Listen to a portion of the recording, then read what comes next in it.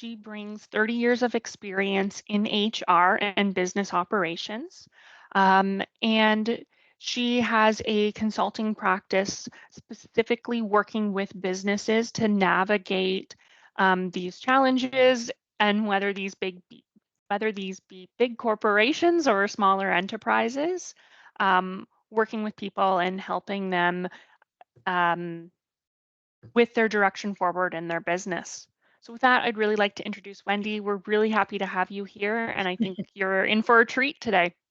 Great. Well, thank you very much, Christina, and everybody. And just to let you know, for whatever reason, with my setup here, and Christina and I have talked about it, I've got my screen up, so hopefully everybody sees the presentation, but I'm not necessarily seeing all the chat heads. So if I'm looking off to the distance and I'm not looking directly at people, don't take it personally. It's just the way it seems to have set up this morning on my system, but hopefully that's not going to interfere with the discussion.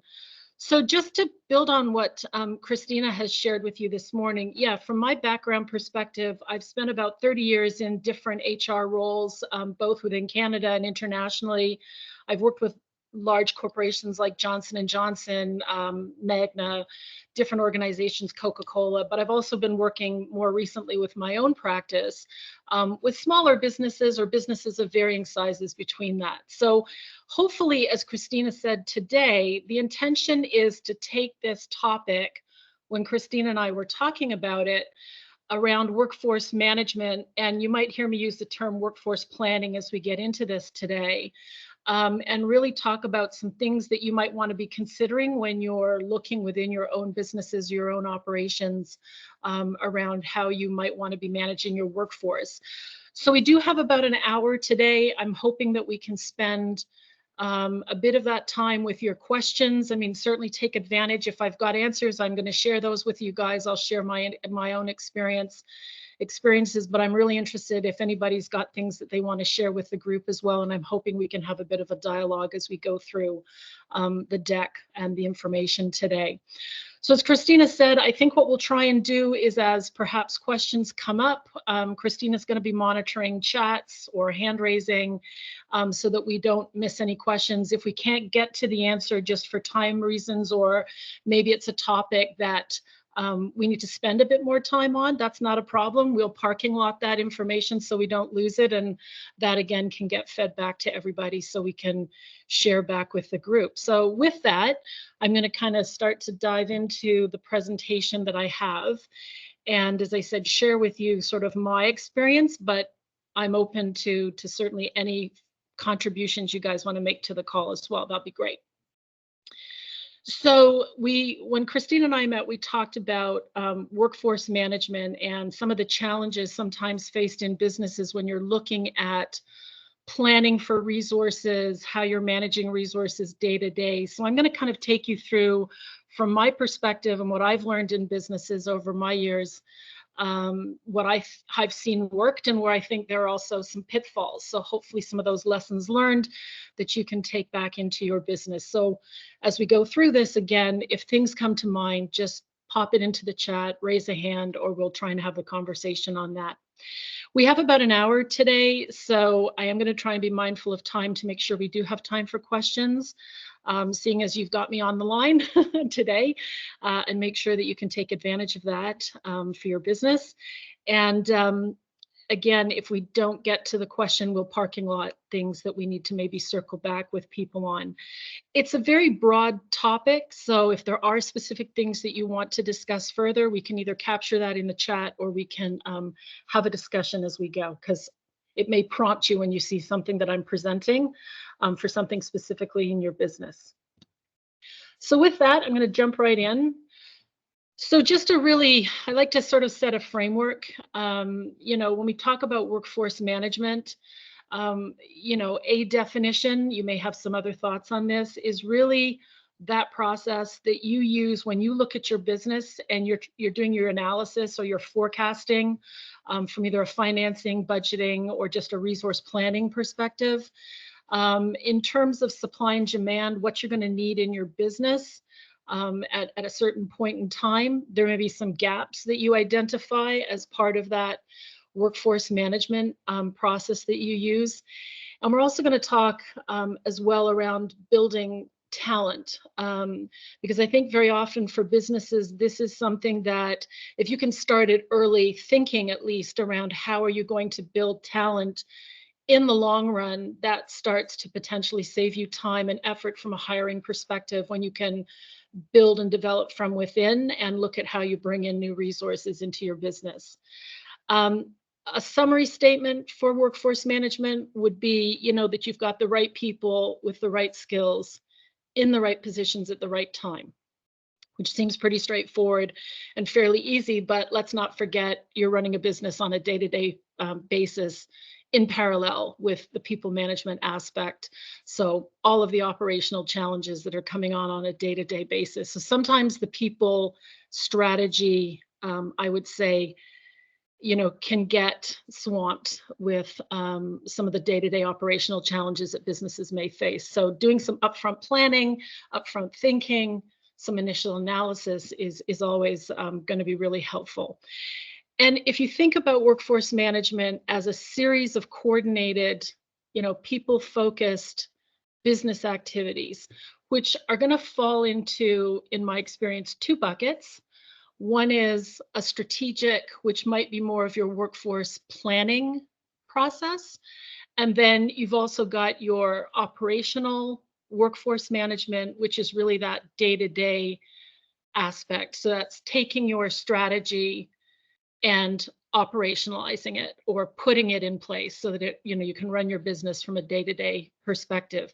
And obviously, as things come up in your business, as your businesses evolve, not knowing necessarily details of who we've got on the call, we are going to spend a little bit of time talking about if you're a startup, if you are in a growth mode, or if you are a more mature business, areas of workforce management or planning that you may want to consider or focus on going forward. So that's kind of a little bit of context for the conversation today. So as I said earlier, when you think about your business and you think about workforce management, there's really two buckets. And I just put a few kind of bullet points underneath here. You'll find with the presentation that I have, there may not be sort of a ton of bullets on each slide. That's why hopefully the recording will also give you some information if you want to play it back. Or again, follow-ups with some of our conversations. So if you don't see something on the slide, either put up your hand and ask the question, or as I said, we'll parking lot it, or we may come into it later on in the presentation. But think about workforce management as a strategic set of tasks and activities and operational. So strategic could be what it is you're planning to do for the business. So thinking about your future business needs. So whether you are a startup, whether you're in growth mode or expansion or diversification of your business, it's that element as part of hopefully your business planning or your business strategy exercise that you're considering what is it that we're looking for, sort of future focused, so that you can get ahead of the curve. You can have some planning and some actions in place so that you don't get caught short from a resourcing perspective or from a workforce management. Strategically, you might also be needing to think about new skills and capabilities to support your business operations. I mean, I think we've all seen the impact of technology over time in businesses. Certainly COVID, I think, was a key changer for a lot of businesses to go to a lot more. You're seeing a lot more self-serve in organizations. So automation, the consumer, the customer, et cetera, they have access themselves versus the business providing that service.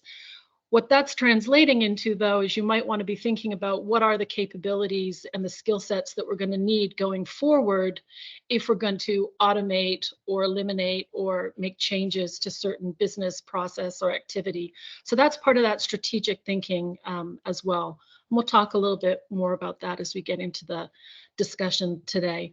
And then on the operational side, this is what I would call your day-to-day resource management. So that's all of your day-to-day task allocation and workloads. So we're getting into things like jobs and position and your org structure and your leadership, and your policies and procedures.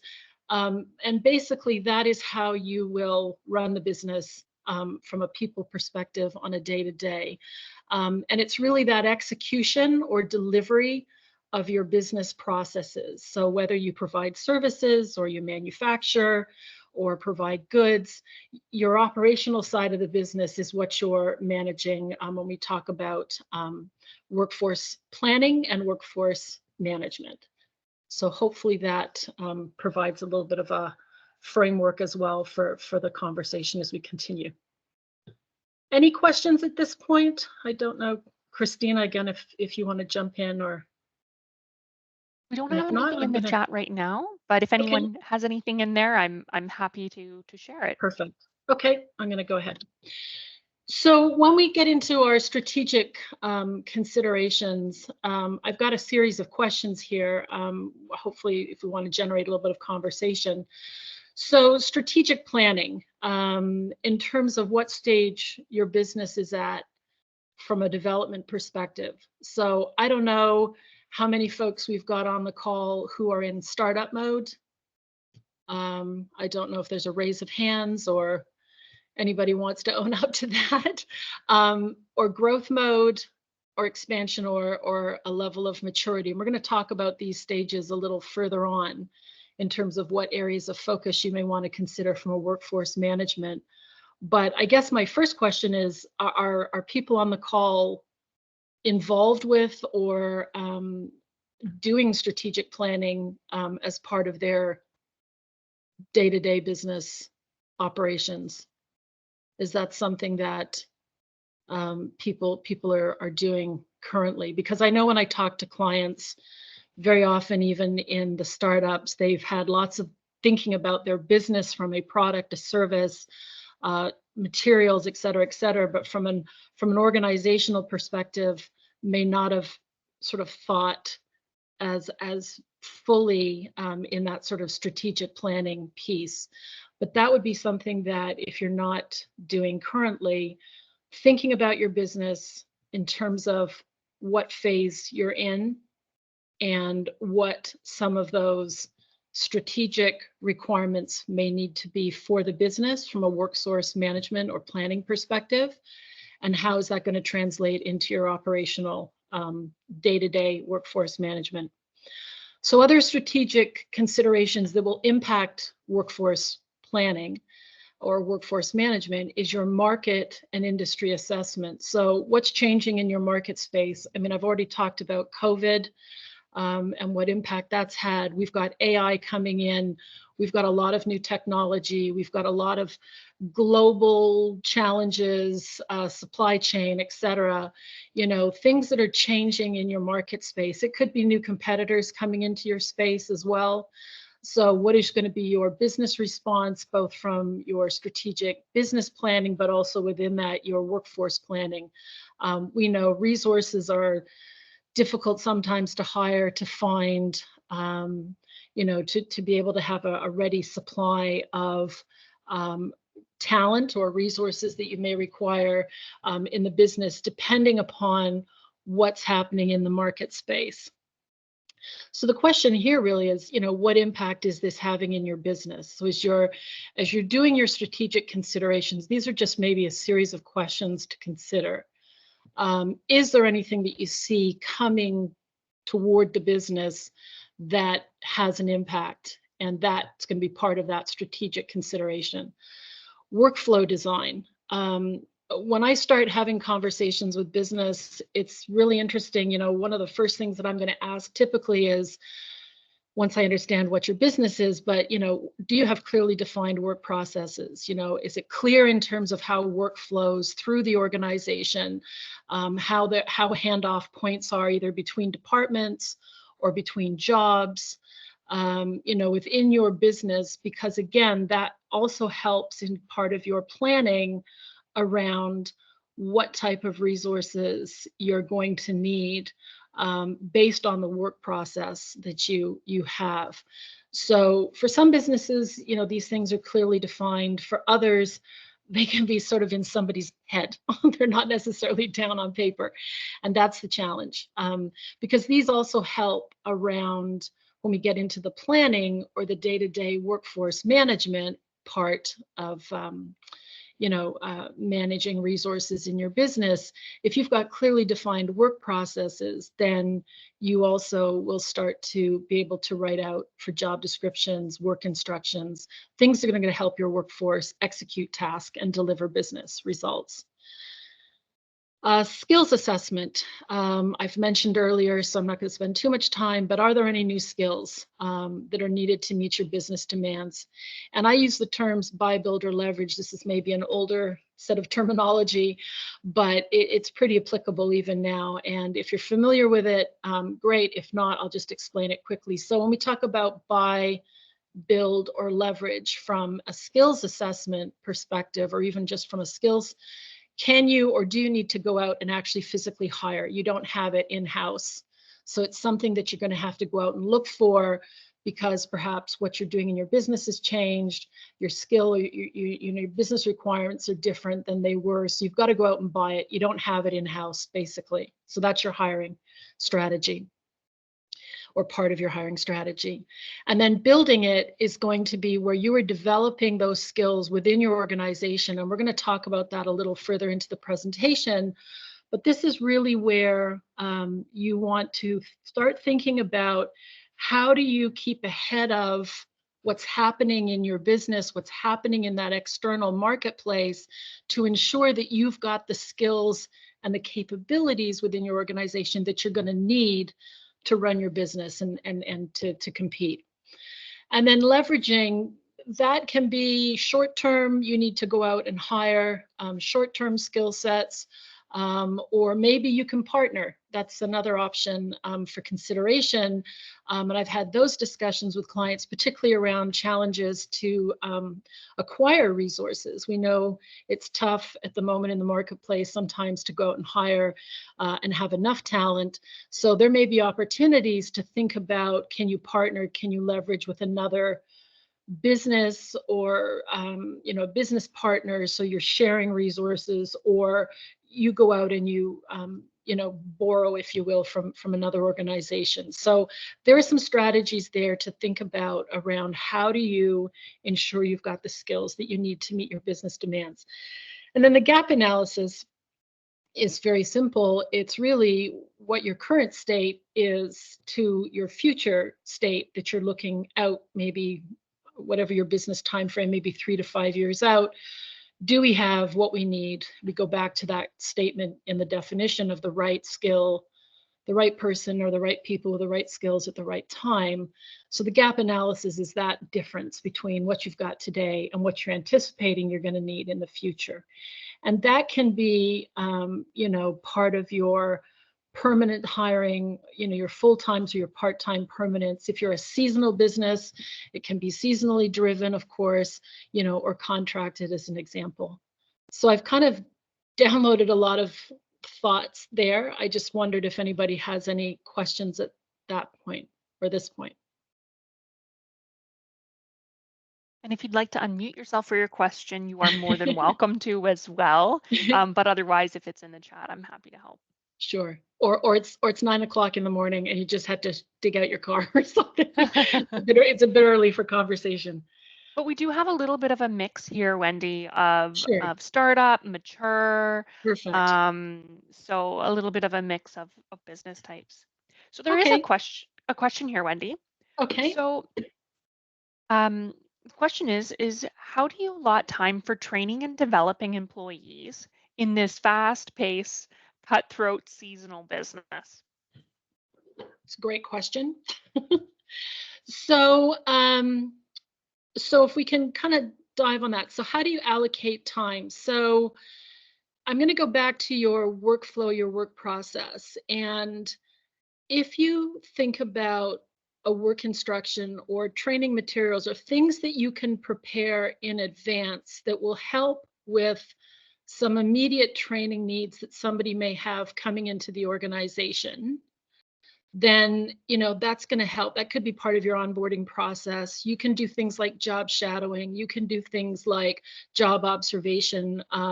You may have to actually, I've been in organizations where they actually block out time specifically for training, and they build that into their workforce management. So if you're handling shifts or scheduling people for shifts, then you may want to consider building into that scheduling process time for training. The other aspect with training is I would certainly recommend taking advantage of any downtime opportunities that you may have. So I worked in manufacturing. I'll give you an example. When I was in the automotive industry, there are times when the plant is offline because they're doing retros or they're doing refits of equipment, et cetera, or maintenance, scheduled maintenance. That's fairly typical in that type of industry. So there are blocks of time when the system, the business, the operations aren't running. So they'll use that time for training. So there's 2 or 3 things there to consider. Can you build it in up front to do as much of your training, whatever's the quick hits, the low hanging fruit?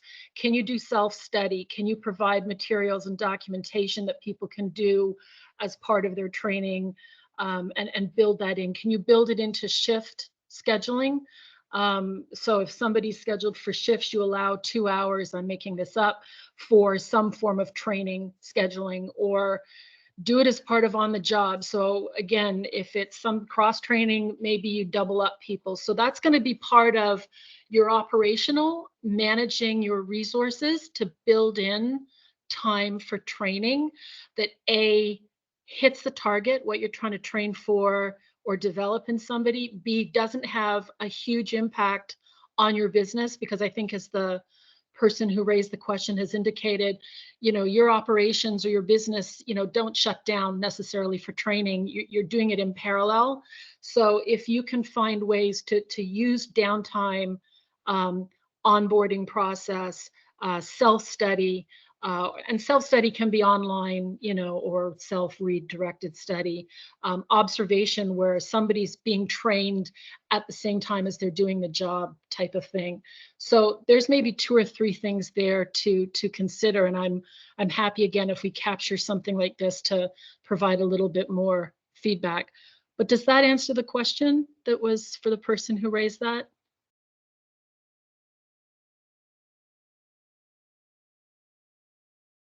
We'll just check on that. Yes, Yeah, that does okay. help. Okay, And okay. I completely understand. When businesses are flat out, particularly when you're in startup or growth mode, it is challenging to be able, because you just don't have the surplus resources, the backfill. If I'm taking somebody out for training, I don't have another person that I can use to backfill for the person who's out. It's all of that kind of moving parts piece. And that's where sitting down and doing some of that upfront planning. So again, if you're doing planning for your business at the beginning of the year, maybe that's an opportunity, or monthly, or however your business cycle works, where you can be looking at, are there opportunities where I may have downtime? Or if it's seasonal work, and if it's weather specific, I'm thinking to organizations, there may be opportunities when the weather's not great, for example, just making it up, or you don't have as many people coming in to do whatever activity or service you're providing. So maybe there is that quote unquote rainy day time that can also be used, which obviously is not as easily predicted because of the weather. Like I woke up this morning to 6 inches I wasn't expecting of snow, but could there be opportunities to use some of those downtimes that come up? And that's where having materials, work instructions, training available might help. Okay, I'm gonna move on from this slide, and like I said, we'll come back if we need to come back. So these are just some additional tips as we talk about workforce planning strategy. So they're not exhaustive. I'm not trying to give you War and Peace and a ton of things. We can follow up if there's further questions. So if you don't see something on here, by all means, shout out, raise your hand. But some simple things like turnover data, it's all about data, it's analysis, it's anticipating your business, it's knowing where you have open positions. Where do you typically have turnover? I'll give you examples. There are some jobs where you're just going to have a degree of turnover because that's the nature of the job, that's the nature of the work That's the nature typically of the workforce. They're in, it's about a year and a half, 2 years, they're ready to move on, or you have some higher turnover at lower level because people are looking for the next job or moving around. But if you've got any kind of data that you can use to anticipate where you're going to have your open positions, so trending as part of your business planning will help you be ready from a staffing perspective. And that's, again, my conversation at the beginning of getting ahead of the curve so that you can anticipate, have plans in place and activities ready to be able to fill any gaps. This is also where you might want to be looking at individuals who are ready for that next move in their position. So allowing them an opportunity for growth and development. So this is where we go back to that buy, build, leverage kind of discussion. So I'm going to build at this point where I'm going to take somebody from a position who's ready for a next move to move them up. And then I'm going to go into a backfill strategy for the position that they vacated. So some of that analysis is also really helpful. Another thing that I would highlight in my experience, and others may have felt this as well, is if you can hire for the entry level, unless you've got a specialty skill or a very specific role you need to hire with a specific set of skills that you don't have or you don't have ready now, we'll call it ready now in your business, to step in, because it's typically easier to hire for the entry level. And kind of if you imagine your talent or your workforce as a funnel or a pipeline, then you want to feed the funnel sort of at the easiest point, right? So if you can hire at the entry level and have a plan or a strategy around that, so that you're ready to kind of push people through that pipeline, and that becomes what we call a talent pipeline strategy, so that you are aware of what's coming open or available or a need from that business planning discussion I highlighted in a previous slide. And you're looking at your talent in your business. Again, if you're a startup, you may not have as many people in the organization, but you can still be thinking about, who or how do I need to be moving people through this process? And I'll come back to that when we get into the different stages of business. And then I've already mentioned this, promoting from within. I mean, these are great developmental opportunities, even if they're short-term backfills for people. Especially when we're talking Gen X, Gen Y, you think about the demographic in your workforce.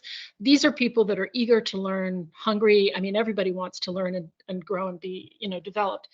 But these are great opportunities to look for promotions from within and divide developmental. And it also helps in morale and motivation. People see that investment, and that can also help as part of your retention strategy.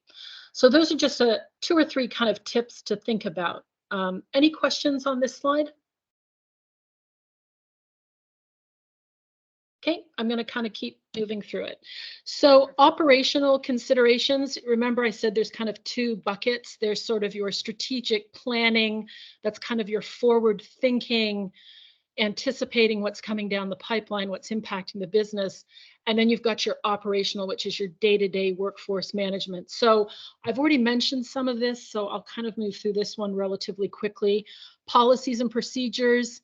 I can't tell you how many conversations I have and people don't have these, and they kind of go, well, when do I have the time? It's similar to the question that came out about training, the time taken to write some of these things out. They pay back in dividends. When your business is running at 150 miles an hour and everybody's drinking out the fire hose. Being clear with your policies and procedures. So do you have well-defined work instructions, procedures, and processes?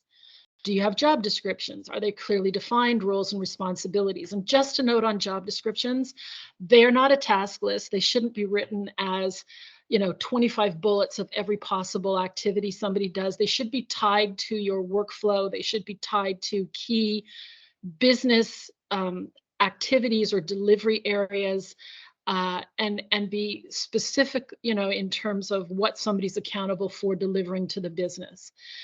Decision-making guidelines, and I've got a couple of tools I'm going to share with you in a minute around this. This is another big conversation that I have or comes up in business in my experience.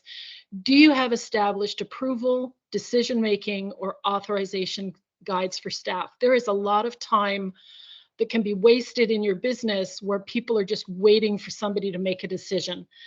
They don't feel they've got the approval. They don't feel they have the authorization. So there's a couple of things that we can talk about to sort of free some of that time up, empower people to make the right decisions. You obviously have to make sure that there's, risk is being managed for your business on this, but decision-making guidelines. Employee development, the training conversation that we just had a couple of slides back. What training practices or programs do you offer staff? What's the frequency and the timing? So these are all things to build into your day-to-day operational management of resources. Clear goals and objectives. Do you have any operational metrics, KPIs, which are key performance indicators, or other means of measuring operational success? So people are very clear what it is they have to deliver, how much, what time frame, by when, so on and so forth. And when you're sitting down and translating those broader business metrics to an individual down to the job level, make sure that kind of information flows down top through down the jobs within your organization. So people are clear on how they are going to be measured to show or to demonstrate that they have delivered what was expected from a business perspective. And then that ties into performance management. So it used to be performance management, the thinking was once a year. No, performance management should be as frequently as you need to do it. It can be coaching, it can be feedback sessions, it can be a more formalized process that will tie into your compensation planning or bonus planning or whatever kind of payment method you have for your employees or your staff. But do you have a process, and is it clearly understood, and how frequently are you giving feedback? And holding people accountable is really what it comes down to for delivery of tasks. So if you've got managers and leaders on the call today, you'll know the challenges sometimes of being able to have that conversation where it's very clear what was expected, very clear in terms of observations, and it makes it easier to have that discussion from a performance management perspective. So a couple of operational planning tips. I think I've already mentioned it. Expectations for staff and holding staff accountable. And I've got a little case study that we can kind of talk about in a couple of minutes. And it's about holding staff accountable. In my experience, this is probably one of the biggest issues that I would have encountered from an HR perspective. And it doesn't matter whether I'm talking to the president of the organization, CEO, C-suite, down to the shop floor. It's holding people accountable in a clear, fair, reasonable manner, and having that feedback and communication. So building that capability and that process and that methodology into your business is really critical. And that's why when we get into the stages of business development, I'm going to say at the upfront, as you're starting up a business, get some of these things in place. It ties back also to that training question of when we're running at 150 miles an hour, it's really difficult sometimes to go back and write some of these policies and procedures, document and operationalize them because we didn't capture them early on when we maybe had the time to do it. Okay, so I've mentioned a tool that I've shared with clients before. Really simple tool. You can modify this for something that makes more sense for your business, but I'm going to call them the ABC decision-making tool. Some of you may already be familiar with this. Very simply put, it highlights to your staff what level of decision-making authority they have in their day-to-day job, right? So when we talk about A decisions, these are usually business critical with a direct impact to the business. There's a risk assessment part to that.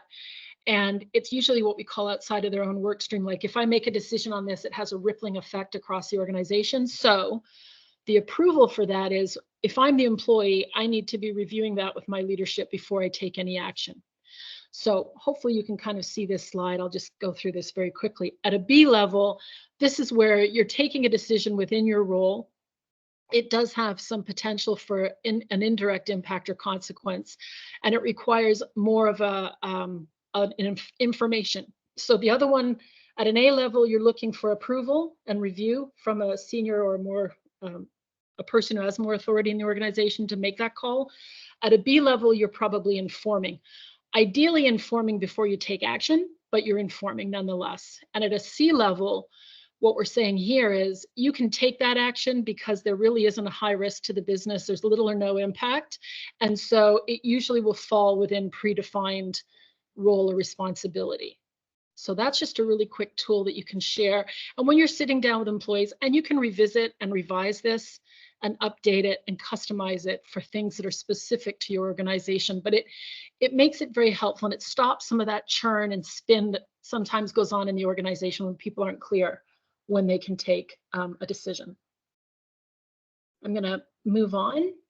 So this one people may be also familiar with. This is more around prioritization. So this may also tie back to the example of the training, or it could be when you have two or three key things happening in the business at the same time, and people going, well, okay, which one do I need to prioritize and focus on and focus the resources and the effort against? So this is another little matrix where on the left-hand side, what you're going to see here are categories of not important or important. And again, you can define that for your business, what that looks like, and whether it's urgent or not urgent. So if you look at the important and urgent, if you follow the matrix, then you need to do it. It needs immediate attention. This is a business critical. It can't be put off, okay, in terms of prioritization. If it's important, but it's not urgent, then you need to make a decision. You could schedule it. So again, this ties back to your planning. It ties back to your operational management. But essentially, you are making a decision around prioritization of work, which is another aspect of workforce management. If it's not important, but it is urgent, which might seem a bit contradictory, you could look at delegation. And we're going to talk about delegation a little further, but delegation, again, is a great way to develop people, as well as getting work done that you need to get off your plate. And not important, but not urgent, you could delete it. So that's a discussion. Do we even need to be doing this from a business perspective? So just some tools that might help with some of that workflow, resource management, time management, business priority, and focus. These are a couple of tools: ABC, decision-making, or the Eisenhower. So I'm going to get into the practical applications, and we'll dive a little bit more into the different stages of business. And I'm conscious of our time, so I'm going to move through this one relatively quickly. So when we get into the business application by stage, I've talked already about startups, growth, and mature businesses. So startups are pretty much as they sound. These are businesses that are getting off the ground. There may be one or two people in them, 3 or 4 people. Bottom line is, it's a startup. It's new, it's fresh, you're getting it up and running. A growth organization might be those organizations that are past that startup phase. They're stabilizing their process, their business process, business delivery, operations, but they are starting to grow. So they're scaling, they're expanding.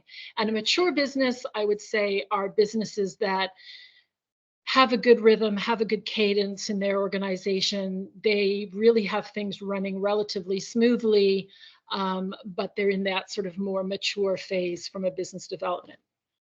So these next 3 slides were intended to really kind of just, again, get you thinking about startups and where, you know, my suggestion conversations I have would be where I would be focusing effort against resource or workforce management from a business standpoint. So startups, you're typically needing to understand your legal obligations, so employment standards, you know, your contracts, you're setting up your full-times, your part-times, your contractors, you're getting your payroll. So you're getting your kind of people management or people management systems in place. You're also visualizing what your organization is from a values perspective, your leadership profile, your work environment, you know, what kind of a business are you going to be? What's it going to be like culturally within your organization? So you're thinking through and you're starting to put things in place around this. From a workforce planning, you're also in probably that hiring mode where you could be buying because you don't have the resources, or you could be leveraging. This could be this partnership, this borrowing, this other way of bringing in resources. And it could also be your contracting work out initially to get things up and running before perhaps you turn that contracted work into permanent resource on your payroll, for example. And I had that discussion recently with a business that was considering, do I go contract route? Do I go employee route? And we probably need to parking lot that conversation because there are legal implications around the relationship between the employer and the employee that is shifting over time. And I think we'll continue to see it shift around whether you can claim a worker is a contractor and therefore not an obligation under the employer obligations for things like payroll tax and other deductions and things that would normally come off an employee, but don't come off from a contractor because they're independent and they prove that they're independent. You're also thinking about your reporting and hierarchy, but you're also starting to establish that solid documentation. When you're in startup, if you can spend time as part of your planning to develop policies and procedures and work instructions in your performance management, again, that will help you over time when the business picks up speed and you're starting to get into growth mode. So in the growth mode, what I would say here is your workforce planning is around for hiring, you're building and you're leveraging. So this is where you are, that pipeline, that talent pipeline we talked about before. You may be looking at leveraging because, again, there could be times in the business where you just need to bring in more resources to help with particular growth activities. You're starting to look at organizational design and structure because maybe you're needing to build out that structure and resource and staff it accordingly. And also you're starting to look at the skills and capability needs assessment for the business, again, forward thinking. From a leadership perspective, you're looking at how you can delegate tasks, and that's a tool we'll get into in a second, and shared decision-making authority, because quite frankly, there's just probably not enough time on some leaders' plates to be able to deal with everything. So they've got to empower, they've got to provide guidelines, they've got to provide staff with direction and manage accordingly and delegate or prioritize. So in the growth mode, this is where these areas of focus might be ones to consider. And then also, you're evolving your organizational culture. So your recognition and retention is going to start to be a key player. How are you retaining staff, particularly staff in key or what we would call critical positions? So in other words, if you lost that person who may have a particular skill set or work experience, that has a significant impact to your business. So I'll give you an example. When I've worked in high R&D companies, medical device, people who have certain science or technology backgrounds, if you lose those folks, it's sometimes very difficult to replace. So you need to be thinking about critical roles that if you had that person win the lottery tomorrow and leave the business, it would have a significant impact on business operations. So you're starting to build that into your workforce when you're in a growth mode strategy. And I'm going to move into mature workforces. So mature workforces, by their nature, so if you think about startups, growth, mature, they've been building on one another. So you carry forward those activities and you either expand or continue to review and change as the business changes. But when you're in the mature workforce, succession planning and career development typically becomes a big part of your conversation. And I've put in here the impact of an aging demographic. I'll give you another example. Working in the automotive industry, typically that was a plant. We hired people at the same time when they started the plant from a manufacturing. So there was a mass hiring. Everybody's being hired roughly within, let's say, a month of one another. As that demographic in the workforce aged, suddenly you're faced with potentially 30, 40%, in that example I have, of your workforce approaching retirement age. And as we know, the way people are looking at work now and retirement ages, they're fluctuating, they're not as clear cut. But again, strategically, you need to be aware of what's happening in your business. So mature businesses are typically ones where you have perhaps longer tenure. You need to be thinking about the impact should a portion of your workforce start to be closer to retirement. You're usually into continuous improvement. You might be getting into expansion or diversification in a mature business, so that could bring in new skill sets as well. Expanded scope of leadership roles, because again, you could have sub companies or subgroups that you didn't have before. So again, there's opportunities from a workforce management, and again, this shared decision-making authority. So mature businesses have developed good process to manage both strategic and operational, but they still have some challenges to consider. So I'm going to just pause there for a moment because we're starting to get close to the end of time here. And I just wondered if there's any questions, because I've moved through that fairly quickly. I have nothing in the chat right now. Okay. But if there is, I will be happy to bring that up. Okay, so let's go into hopefully an open discussion. So these were just a couple of little case study things that I wanted to share with you that might help illustrate some of the things we've been hopefully talking about this morning, or I've been sharing with you this morning. So I was working with a business who the business owner had to keep stepping out to do the folding of the towels, which is kind of a standard practice at the spa, which really was a staff requirement. And what was interesting about this is I was actually at their site, and we were sitting in the office, and they have like cameras that are set up that they can see what's happening across the spa area. So you could see a bunch of people just all hanging around the front reception, because in that business, there's kind of peak periods and low periods and all the rest of it. So, but the owner was sort of a little frustrated and saying, it's not really a good use of my time, right, to be going out and folding towels. No, when you look at your resource, you also have to be thinking of cost of resource, value of a resource. So I don't want an expensive resource necessarily doing work that isn't appropriate for that role, because that's not a good use of that resource or cost to the business. You're also letting staff off the hook if you're not enforcing, and that's a strong word, but you're not looking at behaviors and trying to nip some behaviors in the bud pretty early. So the conversation we had there was a couple things. I mean, if you know your business has these peaks, highs, and lows, you're going to require people with a high degree of initiative. Just make sure that you're asking those questions when you're hiring. Explain it very clearly. This is how my business operates. And these are the kind of expectations that we're going to have as part of that hiring process, so people know what they're walking into. Clearly defined roles. So this is where, when we have downtime, just like that training conversation, when there's downtime, somebody needs to be going in and checking supplies, towels, other things that are needed in the spa, not just kind of it's downtime and we're all kind of hanging out. Setting those job expectations and then managing those expectations.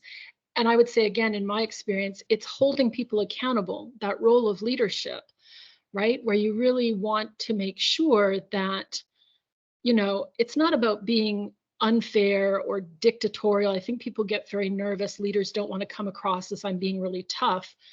No, you're just being very reasonable, fair, practical, right? It's business at the end of the day. Those towels need to be folded.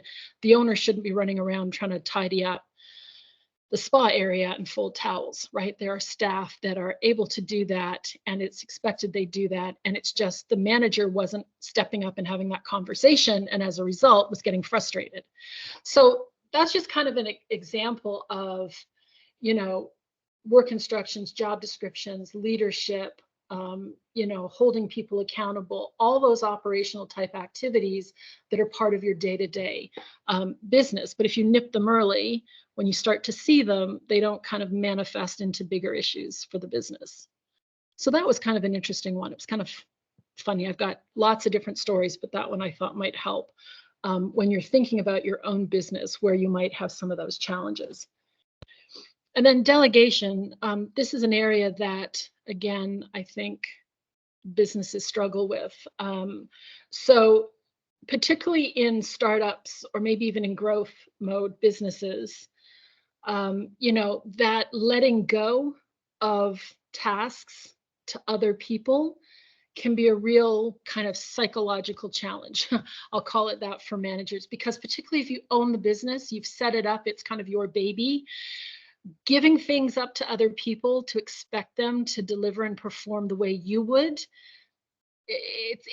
that's not how it's going to work, right? Because nobody's going to do it as well as you did it, or they're not going to do the way things, that I'd like them to be done. But if you have, again, clear expectations, you have training, you have a job description, you have decision making, you have prioritization tools, you're setting people up for success, you're going to feel more confident that you've set somebody up to go ahead and pick up a particular task when necessary.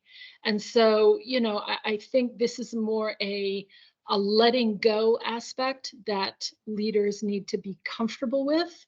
And that comes from, again, a little bit of strategizing and planning, and then operationalize that, put things in place to help that person be successful. And then you've got to, at some point, let go, let somebody get on with it. So when we talk about delegation, again, these are just some other points to consider. And you may already be doing a lot of this stuff. I think there's intuitive, in terms of delegation, but it's just creating that comfort level around delegation, because delegation is a great way to train people. It's a great way to build capability, retain staff, manage workflow, manage work efficiency, get things done in the business in an effective way.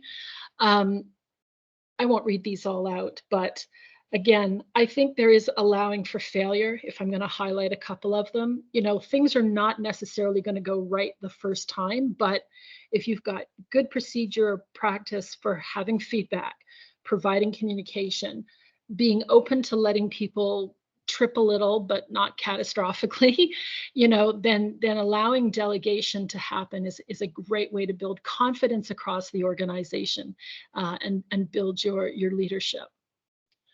So those are just some practical tips around delegation. So in terms of workforce planning, these were just a few thoughts. Is, what is your current practice for resource planning? And do you have a practice? And what types of workforce or gap assessments do you conduct? How forward or future thinking are you looking at what you have today, what you're going to need tomorrow? And I apologize, it looks like my last bullet, I needed to take something out there. And this is another point, allowing resources for a learning curve. Usually by job, you have a pretty good idea how long it takes a competent person to get up to speed, and start being competent in that role. And so when you see people picking things up and getting up to speed, great. When they're starting to fall behind, you need to address that fairly quickly. But being aware of how long it takes somebody to learn a job is also part of that workforce planning and workforce management piece. And then I think I'm just going to restate things we've talked about previously, is just clear process, good job descriptions with measurements, expectations around delegation, decision making, an escalation process. So at what point does somebody need to kick an issue up to management in order for it to be addressed? And then I think the biggest piece is allowing staff to step up. I mean, I go back to that spa example. Those individuals are perfectly capable of executing that task. There's no need for the manager to be pulled in or the owner to do that. But culturally, that was allowed to happen. It needed to get corrected in order to get everybody kind of back on track. So, allowing staff to step up, because the minute a manager or leader steps in and takes a task off somebody, in essence, you're actually probably giving that person permission not to do it. And that's not the message that you necessarily intended to send or wanted to send. So these are just some further thoughts as you're kind of thinking through your workforce management processes. So on a closing note here, because we're almost at time, it's an appreciating asset for your business, and it does increase in value over time. And it, from a workforce planning or workforce management, you need to look at the business needs from a strategic and an operational view. And making that time up front to build foundational workforce management is going to pay off in the long term. And that goes back to that, again, I'm going to use that training question that came up, finding time between day-to-day running the business and investing in some of those other workforce management activities at the same time. If you can think through that process or anticipate those needs and put plans in place, then when that occurs, you will have built time into the business for that and allowed the appropriate action to be taken.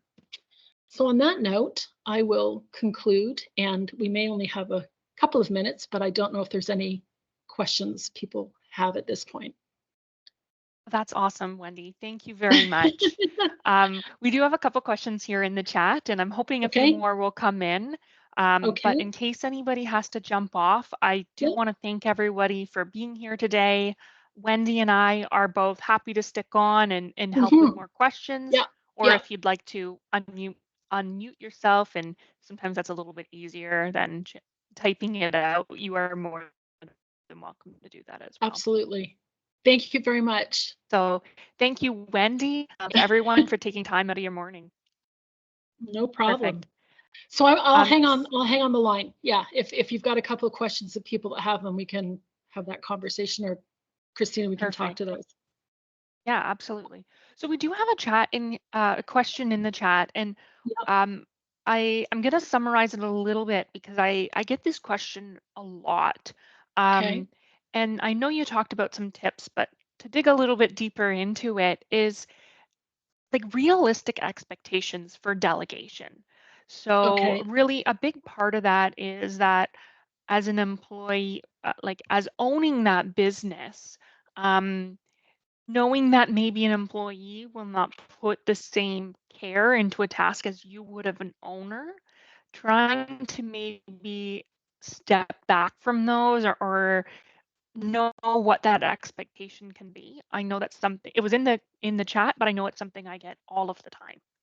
Yeah. I mean, it's a really great question. And I recently was talking to a client. They have a cleaning service, and they have these kinds of conversations, right? They have expectations around what their standards are to their clients around cleaning, for example. And so their expectation of their staff cleaners is to hit those client expectations. The business sets those expectations. So I think if I can just kind of dig a little bit on this. So I guess the first question I have is, what is the major concern? So the person that's owns the business is concerned about what is not going to happen, would be my first question.